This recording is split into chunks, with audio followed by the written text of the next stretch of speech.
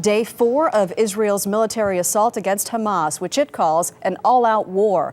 Reports out of Gaza say more than 360 people have been killed. CBS News correspondent Mark Phillips is there. Mark, good morning.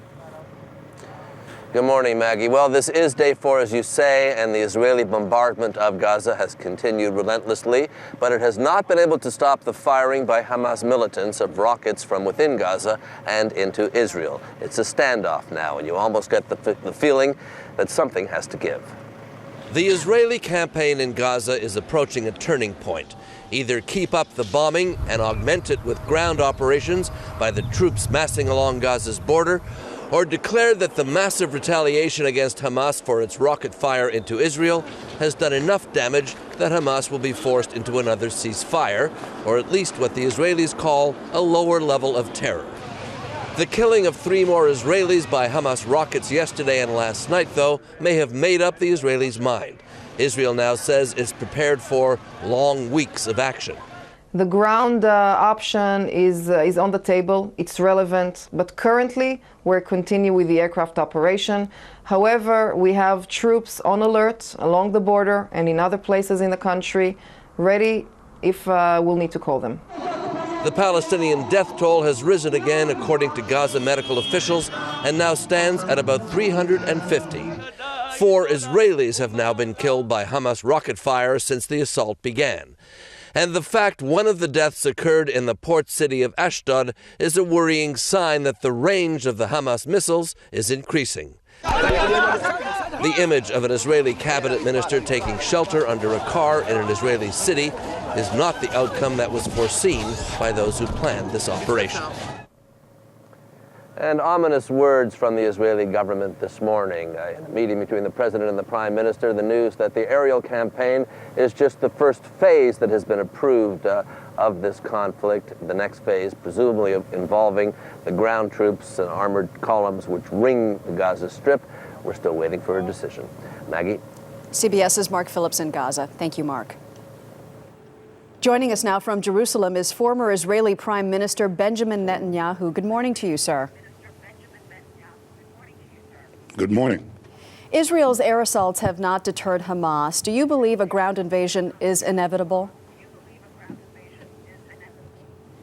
I said to the Prime Minister yesterday that I would support whatever action Israel needs to take to roll back this terrorist threat. Israel is in crisis. Our cities are being rocketed. They've been actually rocketed for 3 years. The Hamas terrorist base in Gaza has rocketed 6,000 missiles against Israeli cities in the last 3 years. So I think action was due, perhaps overdue, but we'll support the government in whatever it decides to do to roll back this terrorist threat. If that means a ground invasion, there's a huge potential for bloodshed. As you know, there's also the risk that Hamas has been amassing weapons on the other side for 18 months. Is Israel prepared to take both of those risks? You're right on all those counts, and I'm not going to discuss tactics. But, you know, the larger risk is, what do? You sit there and you just absorb thousands of rockets. You know, it's not merely that the Hamas, Iran really has a terrorist base right next to our major cities. It's right next to Tel Aviv.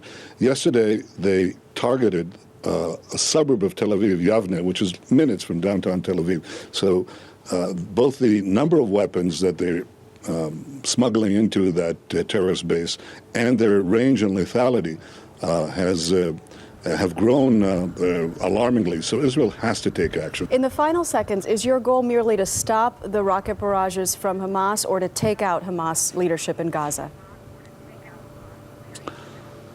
I think ultimately we'll have to remove that regime, not necessarily right away, but I think ultimately that has to be done. We have to restore our deterrence, but these people are fueled by a retrograde militant Islamic ideology that says that they have a religious duty to eradicate the state of Israel. They're supported by Iran that has a religious duty to eradicate the state of Israel. And, you know, it's like, can you make peace with Al-Qaeda? Can you have an Al-Qaeda base next to New York? Ultimately, the answer is no. You want to stop the rocket fire from such a base, but ultimately you have to do away with that regime because it's just implacable. It doesn't want peace. It doesn't want coexistence. It wants our destruction, and yours, by the way. Former Israeli Prime Minister Benjamin Netanyahu, thank you for your time, sir.